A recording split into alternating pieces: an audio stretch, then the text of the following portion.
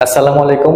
Global super লিগে রংপুরের বাজিমাত। হ্যাঁ, রংপুর রাইডার জিতছে মানে পুরো বাংলাদেশই জিতে গেছে। বাংলাদেশ শ্রীলঙ্কা ম্যাচে বাংলাদেশ হারাতে যতটা না কষ্ট পেয়েছে, রংপুর জেতাতে তার থেকে বেশি খুশি হয়েছে বাংলাদেশের মানুষ। কারণ এখানে আমাদের বাংলাদেশের দল প্রতিনিধিত্ব করতেছে এবং এখানে আমাদের বাংলাদেশি পেসার খালেদ আহমেদের নৈপুণ্যে আমরা প্রথম ম্যাচটা জিতেছি গয়না আমাজন ওয়ারিয়র্সের সাথে।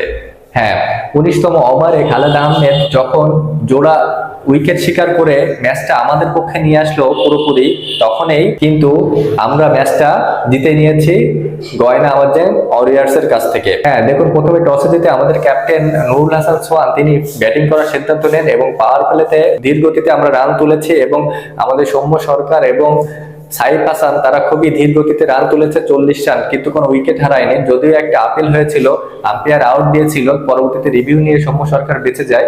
আমাদের ওপেনিং জুটি 49 রানের হয় এবং তারপরে আমাদের উইকেট যায়, প্রথম উইকেট চলে যায়, সাইফ হাসান আউট হয়ে যায়, 49 রানের জুটি ভেঙে যায়। তার পরবর্তীতে কিন্তু আমাদের ক্যাপ্টেন নুরুল হাসান সোহান তিনি কিন্তু একটা ভালো ক্যামিও খেলে 10 বলে 18 রানের এবং শেষের দিকে ঝড় তোলে কাইল মায়ার্স এবং ইফতেখার আহমেদ।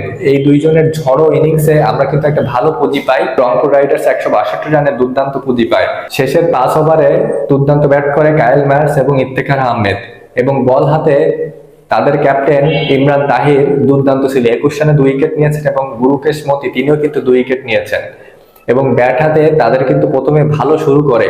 আগের থেকে বলে রাখি, গয়না আমাজন ওয়ারিয়র্স কিন্তু তারা কিন্তু এবারের গ্লোবাল সুপার লিগে সব থেকে ভালো টিম এবং সব থেকে দুর্দান্ত টিম। তাদের যেমন ব্যাটিং আছে, তেমন বোলার, তেমন অলরাউন্ডার, দুর্দান্ত টিম করেছেন কিন্তু এই টিমটা এবং তারা ক্যারিবীয় সুপার লিগে তারা কিন্তু চ্যাম্পিয়ন। দুর্দান্ত টিম তাদের এই টিমটা।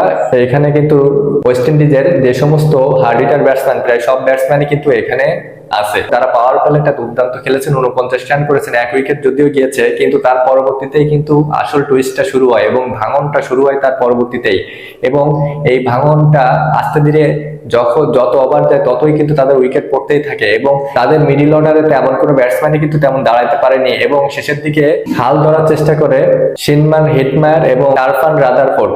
হিটমায়ার আউট হওয়ার পরে ম্যাচটা কিন্তু পুরোই আমাদের দিকে ঝুঁকে আসে এবং রাদারফোর্ডের আউট হওয়ার পরে মনে হয় যেন ম্যাচটা আমাদের দিকে চলে এসেছে এবং 19তম ওভারে যখন 2 উইকেট নিয়ে খালেদ আহমেদ তাদেরকে একবারে আউট প্লেট করে দিল এবং শেষের ওভারে তাদের দরকার ছিল 9 রান জেতার জন্য, কিন্তু আজমাতুল্লাহ ওমরজার প্রথম বলেই উইকেট পেয়ে গেল এবং আমাদের রংপুর রাইডার্স দুর্দান্ত একটা জয় নিয়ে মাঠ ছাড়লো প্রথম ম্যাচটা।